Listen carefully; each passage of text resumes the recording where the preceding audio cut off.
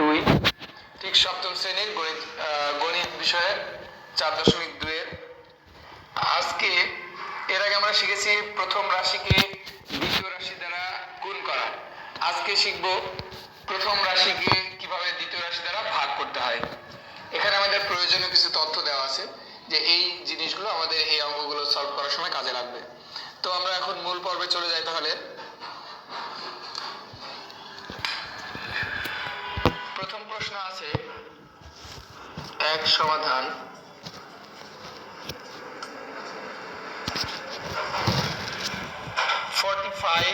a to the power 4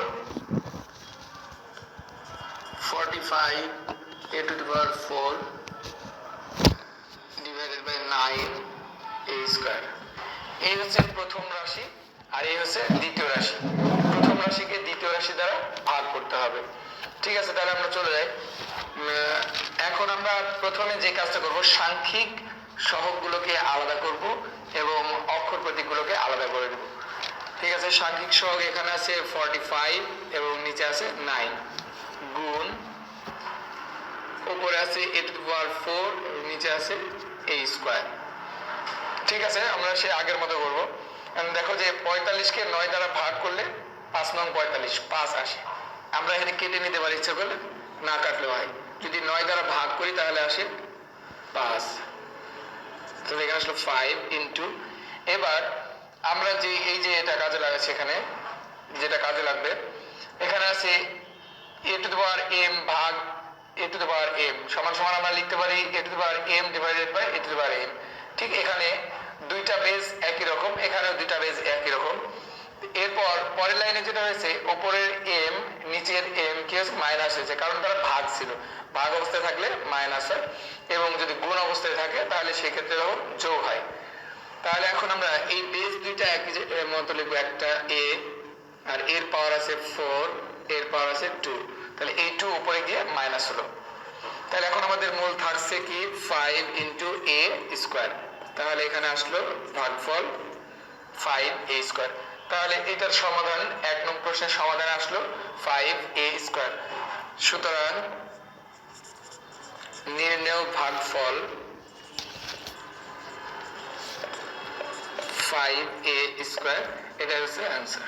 দুই নং প্রশ্নে আছে -24 a to the power 5 divided by 3a square.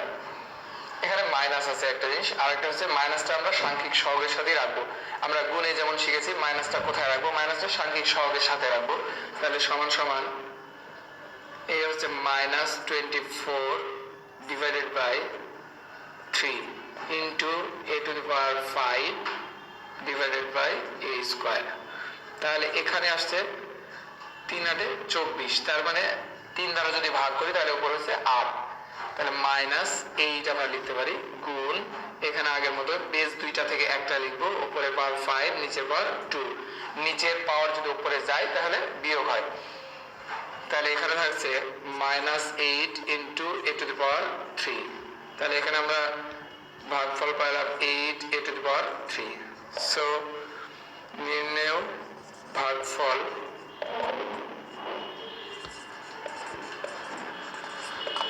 -8 a to the power 3, এটা আসছে তার आंसर।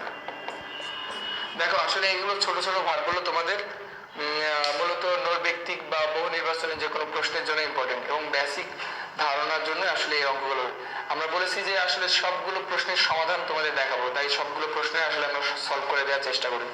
3 নং প্রশ্নে 30 a to the power 4 x to the power 3 নিচে আছে -6a স্কয়ার x। তাহলে ঠিক আগের মতোই আমরা মাইনাসটাকে সাংখ্যিক সহগের সাথে রাখবো।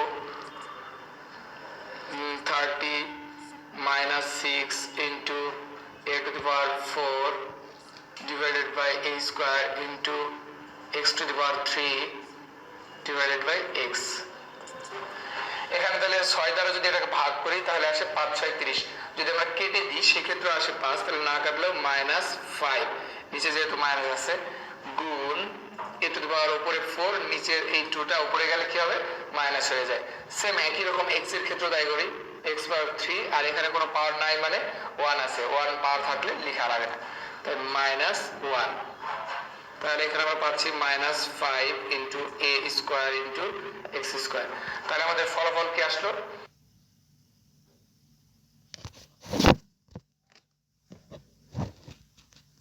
স্কোয়ার এক্স স্কোয়ার, এটাই হলো কি, তাহলে অতএব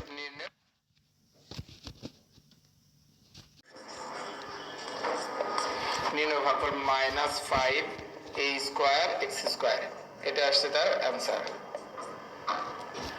4 নং প্রশ্ন আছে